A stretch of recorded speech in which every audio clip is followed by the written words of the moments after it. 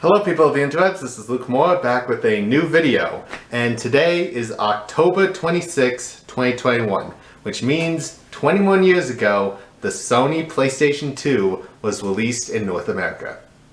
Now, if you remember, I did a 20th anniversary of the Sega Dreamcast, but that was more like a first impression video because I went out and bought one and experimented with it a bit, but since I actually grew up with the PlayStation 2, I'll have more to talk about, so it'll be more like a retrospective.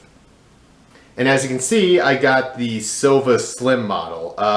We did have the original model, but that stopped reading discs, which they often do. So we returned it to the store, and then we exchanged it for this. And yeah, so this is the same one we had since I was a kid. And even though it's not my favorite console in the 6th generation, it did have some really great games, and it did so well for two reasons. One, the backwards compatibility with the original PlayStation, and two, the built-in DVD player. Because it worked for us because DVD was pretty new, and my parents were like, well, we already have a VCR, why do we need another home video format? And DVD players were pretty expensive, so this was a really good way to watch DVD movies. So yeah, without further ado, let's take a look at the system itself. Okay, so here we got the console itself. Like I said, this is a slim model, which came out around 2004-ish, and it's keeps the same design as the original, except they just squished it and shrunk it down, and plus it's a top loader, which is nice instead of just having a tray. And it also has features that the original didn't have, so we'll take a look at those. So on the front you got two memory card slots and two controller ports, which are compatible with the original PlayStation. You got two USB ports for accessories, and you also got a sensor for an optional DVD remote. I don't think the original had this. And right here you got an eject button, which just opens the lid. Then you got the power button, which is also the reset button. To reset it, you just tap it, but to turn it off, you just hold down for like a second. So it's basically like the Television 2, except it's not as annoying because you don't have to hold down for like 5 seconds. You just hold down for like a second, or if the screen turns black, and there you go. And you got the PlayStation logo right there. On the side, nothing. And on the back, you got a network adapter, which is built in. On the original, you had to buy it separately. Then you got a digital digital out for optional surround sound, which is pretty cool. And then you got, this is the multi-AV out. You can use composite or component, which is nice. And then you got the DC power jack, and this is different from the original because it's basically like a PC power supply where it's just a big brick and then you plug in a standard 2-prong power cord. So that part doesn't plug in directly into the console. However, later models did have an internal power supply instead of an external, so that's neat. But if you're gonna get a PS2 Slim, chances are you're gonna need that power supply. And on the side, you got a mounting for a stand, because just like with the original, you can stand it upwards, like that. And one thing I find interesting is that when it's sitting flat, the tray doesn't really go up much. But if you stand it up, it opens full force, which I find kind of weird. And just like the original, the PlayStation logo can rotate, so it's facing the right way. So yeah, overall, I do like this model. I do prefer it over the original.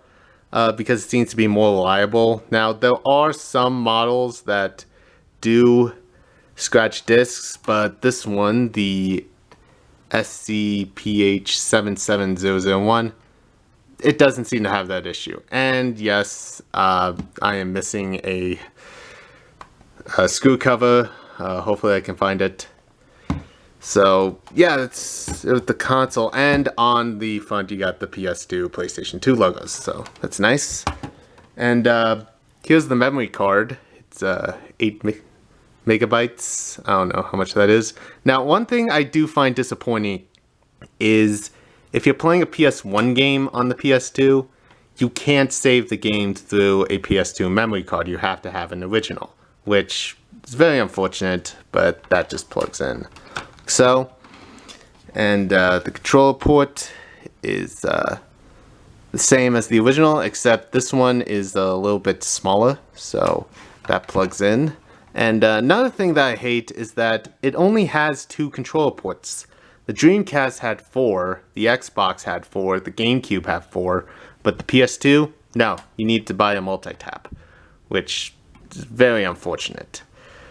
But yeah, now let's talk about the controller, which, damn it. As I was saying, let's take a look at the controller, which is the DualShock 2. And it's basically the same as the original DualShock, except the face buttons are analog now, so you can either push it softly or push hard. I don't know how many games used it, and I don't know if I own any myself.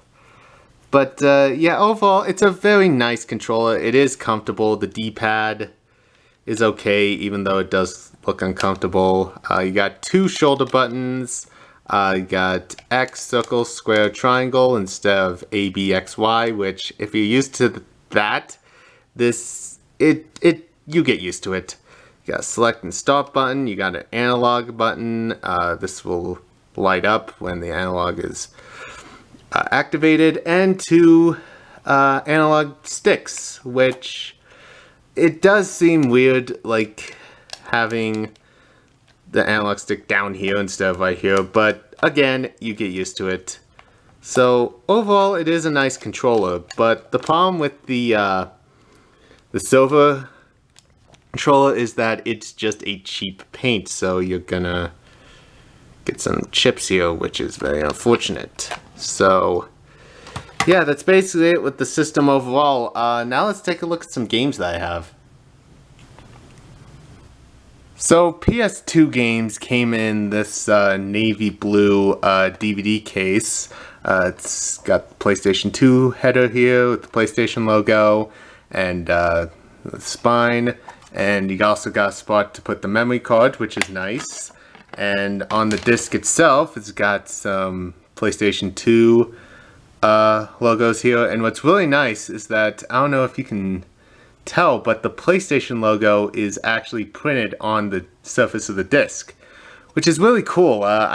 That's just something I didn't realize until recently.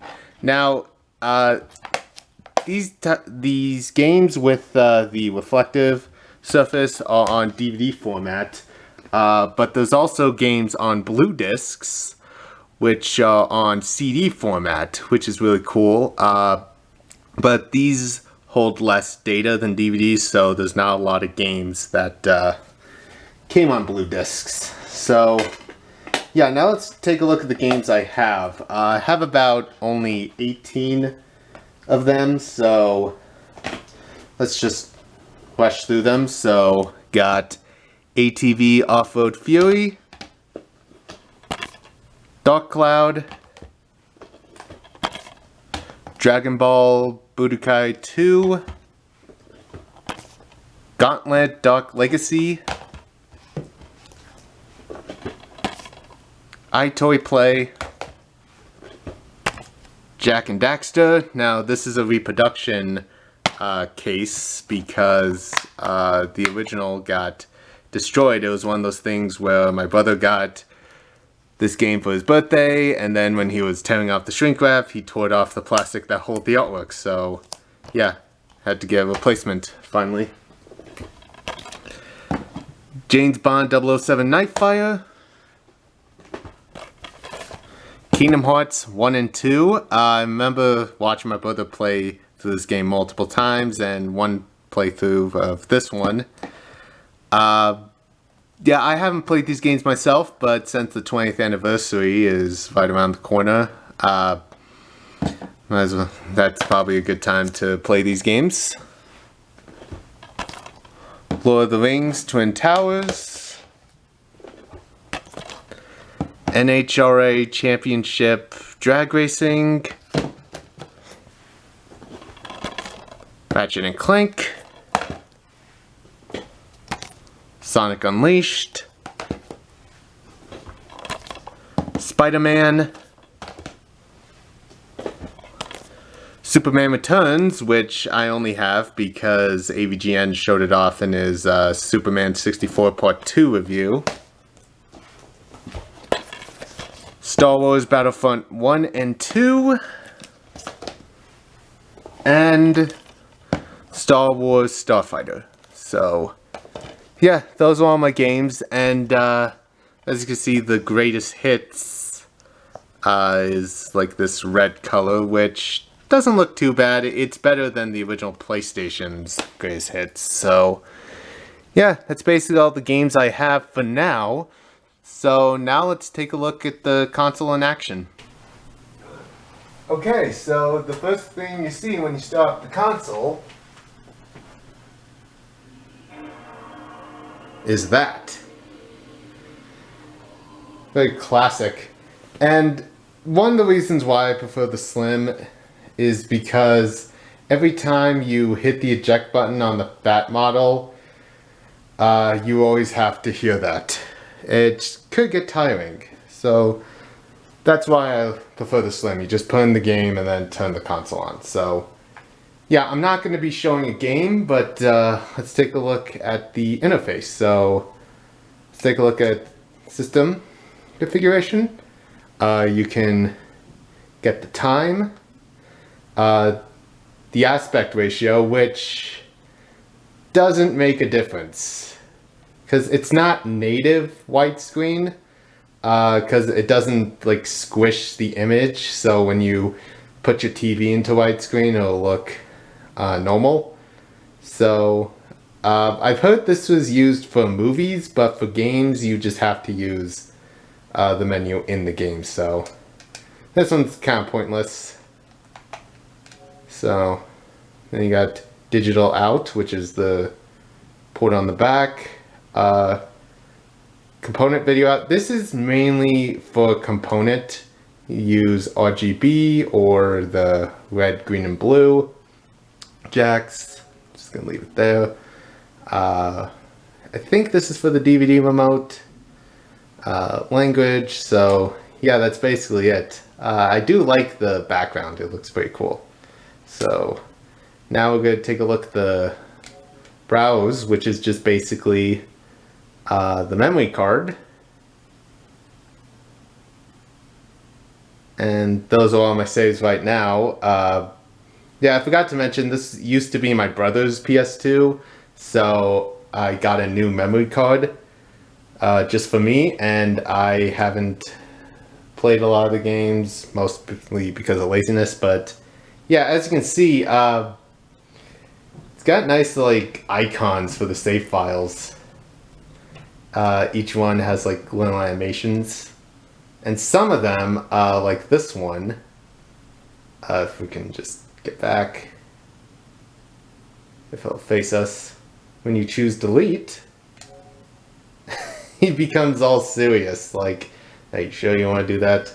A lot of early PS2 games did this, but I don't know how many in total. But